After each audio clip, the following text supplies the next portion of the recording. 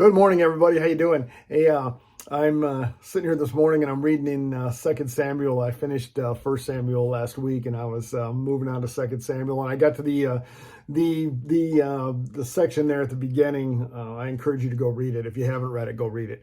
But I got there to the section there at the beginning of David and Bathsheba, and a lot of people know the story. For those of you who don't, I'll go over it really quick. So the king of Israel, David, right?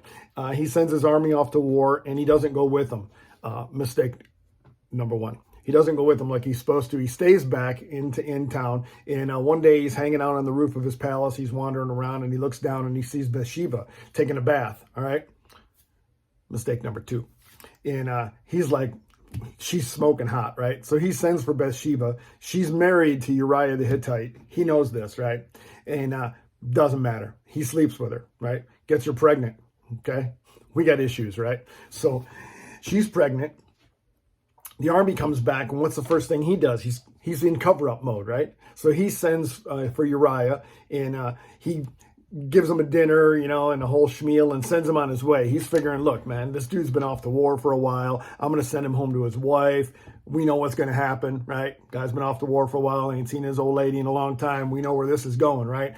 I'm going to be cool, because ain't nobody going to know this is my kid, right? Uriah is such a stand-up dude, he don't go home to his wife, right, that night. David finds out about this, calls Uriah in and says, hey, man, what, dude, I sent you home last night. You know what? Yeah, I hear you didn't go home. Uriah says to the king, hey, basically, hey, look, king, my guys are hanging out here. They can't go home. This is going on. This is going on. All this is happening. I can't. How can I go home and have wine and sleep with my wife when this is happening, right? Because the dude's a stand-up dude, right? So what does David do? Check this out. And I'm going to get to the point here in a second that really caught me. I'm not just going to tell the story about this, because there's a section here that ping. So what's David do? David's like, I got to do something, man. I got to off this dude, right? So he sends for the commander of the army, Joab, and he says, look, man, here's what you're going to do. You're going to go back into battle. He says, and you're going to tell Uriah to go up front, and then you're going to draw back some people, and we're going to make sure that that Uriah gets killed, along with some other guys, by the way. Now it's bad enough David offs Uriah. These other poor dudes, you know what I mean? Anyhow, that's exactly what happens. Okay, they go into battle. They're winning in open ground, all right? They're winning in open ground. The enemy flees back to a fortified position, a walled fortified position, and Joab, the commander of the army, does exactly what the king says. Uriah, those guys charge the fortified position. Uriah gets killed. They come back. Everything's working as planned. This is the part that caught me, that I thought was pretty cool. And it doesn't go on to say it or explain anything about it, but I sure would like to have heard more about Joab's messenger. Joab's messenger. Where did Jeff come up with Joab's messenger, right? Check this out. They come back from battle, and Joab sends for his messenger and says, go give the battle report to the king. Now, stop for a second.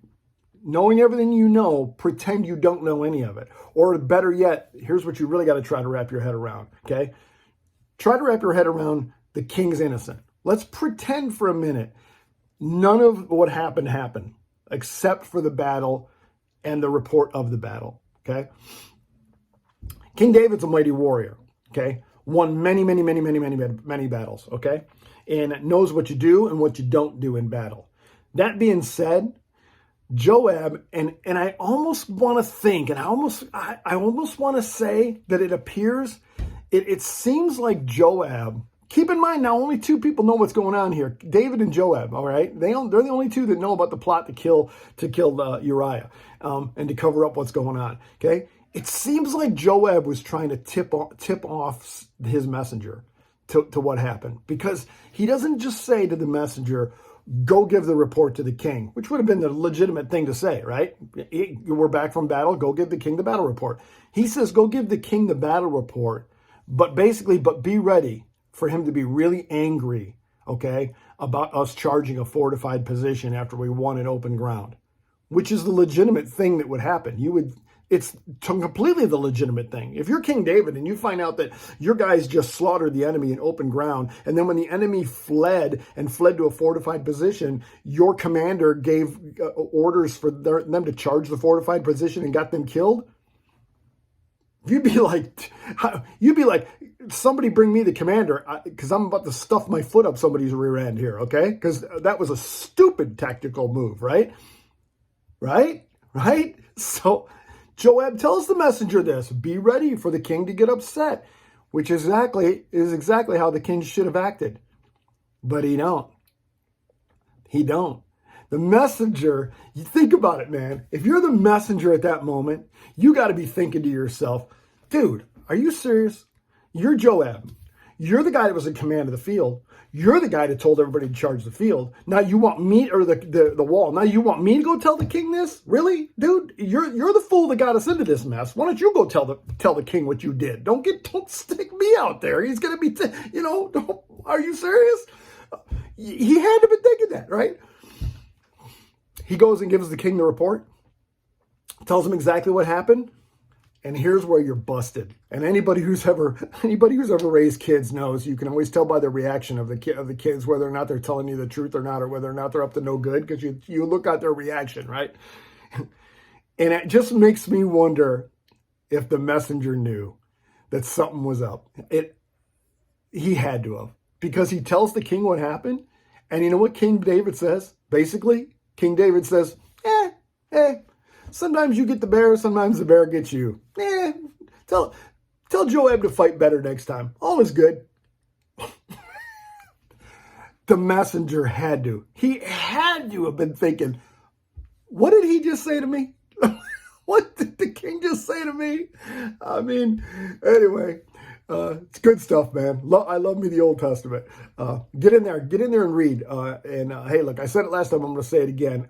It's insane. I could almost make a video every single day, and every single day not be able to keep up with the insanity that's going on in this world. So when I do this like every week, I don't even try, because I can't even remember what happened. I can't remember what happened 5 days ago, let alone what happened 2 days ago, because every day it's something crazy, crazier. So look, you got to get in the Word, and you got to stay in the Word. You have to get in the Word, and you have to stay in the Word. I cannot say that enough. Okay. Get into the Old Testament, I love me the New Testament, obviously, Christ and Christ Jesus and all we all know, the New Testament. But so many people neglect reading the Old Testament. I just find it I don't know. I find it mind blowing. So, hey, Lord willing, I'll see you all soon. Take care. Love you.